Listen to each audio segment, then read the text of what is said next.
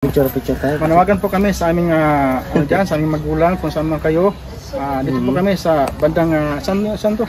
Sa Macugon, San Dolores, Sierra Madre. So ayun mga kalingap, sa mapagpalang umaga. Yan, kumusta po kayo? Sana sa mabuti po kayong kalagayan.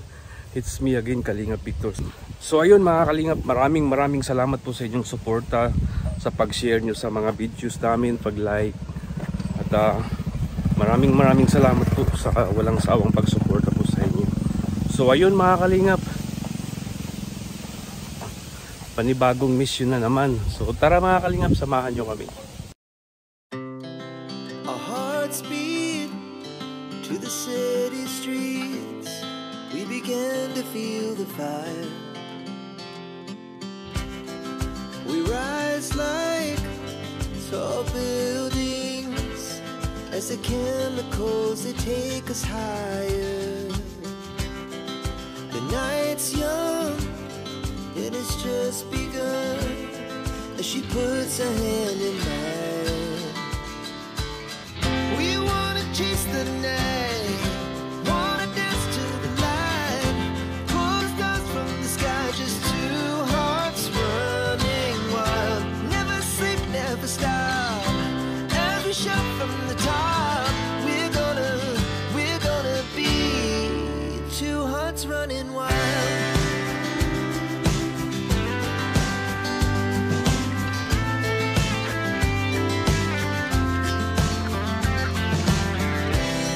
Now the morning is the afternoon.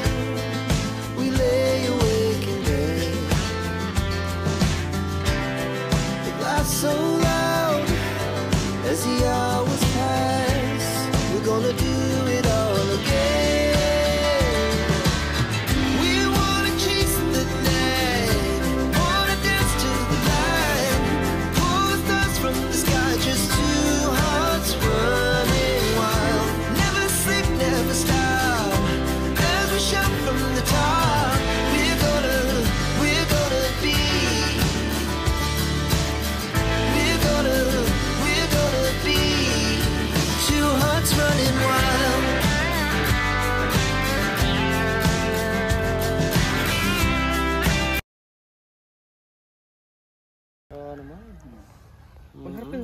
Harap ko.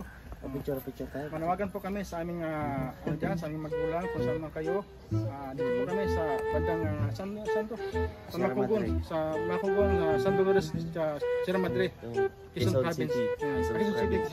Quezon Province. Delight, shout out. Ikaw, Bal, ano sabihin mo? Tanawagan ako. Anong klaseng panawagan yun? Sabi mo, nawawala yung, diba, 40 years tayo din nakita, diba? Ano nga lang sa magulang mo, bakit? Abangan nyo na lang po. Actually, nalaman na namin, na-detect na namin kung nasaan. Abangan nyo po. Yes. Ang alin po? Ano abangan natin? Yung basta abangan nila. Kasi kahapon pa tayo sa amin ng ganun. Mahirap po ito. Like and share naman po. Baka naman. Puro na lang abangan po. Abangan nyo po. Kung nanawagan na ako. Uy, grabe. Meron na nagpakulay. Ma'am Disjoso Eden. Ay, Eden. Ako tol, araw-araw na ng birthday mo. Lagi yan. Maraming salamat po. So ayun mga kalingap, tapos na yung pangalawang mission namin at pauwi na po kami.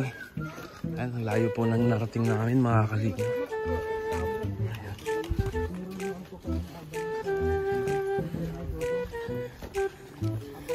Roboys. So ayun mga kalingap, nandito kami sa Boris Pares. Magla-lunch muna kami dito Overload Pares dito sa Boris.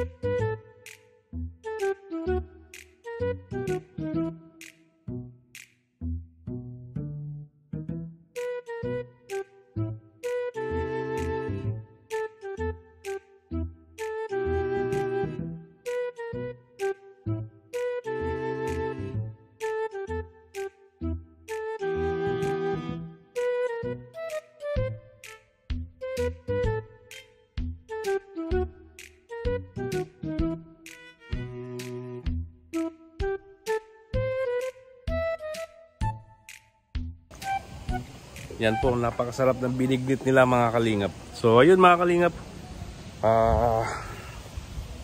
wag po natin kalimutan suportahan si Kuya Bal Santos Matubang, Kalingap Rab at Inas Vlog.